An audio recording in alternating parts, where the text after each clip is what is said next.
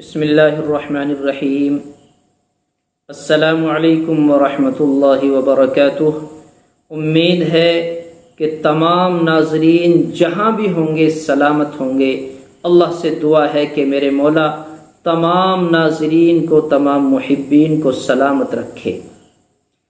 میں نے آپ حضرات کو کئی مرتبہ کئی موقعوں پر نظر بد کا علاج بتلایا، حسد کی نظر کا علاج بتلایا، حسرت کی نظر کا علاج بتلایا۔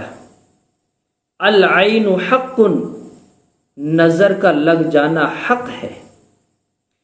تو کس کس وجہ سے نظر لگتی ہے، کون کون سی نظر ہوتی ہے، وہ تمام چیزیں میں نے آپ کو بتلائیں۔ ایک بڑی اہم اور بہترین چیز میرے سامنے آ جائی اور آسان ہے، ہر شخص کر سکتا ہے۔ اگر کسی کو نظر بد لگ جائے، حسرت کی نظر لگ جائے، حسد کی نظر لگ جائے، کینہ کی نظر لگ جائے، کسی بھی طرح کی نظر ہو، تو اس شخص کے لیے کیا کرنا ہے؟ آپ کو ہلدی کی 2-3 گرہ لینی ہے، گانٹھ 2-3 ہلدی لینی ہے۔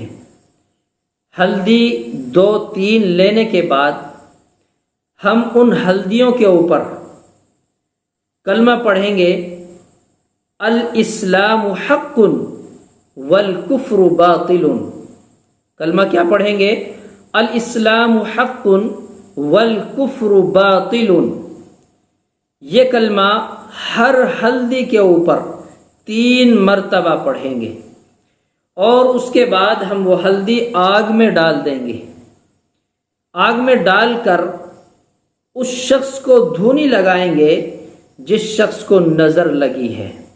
انشاءاللہ اس عمل کی برکت سے وہ نظر سے محفوظ ہو جائے گا، اس کی نظر اتر جائے گی، نظر ختم ہو جائے گی۔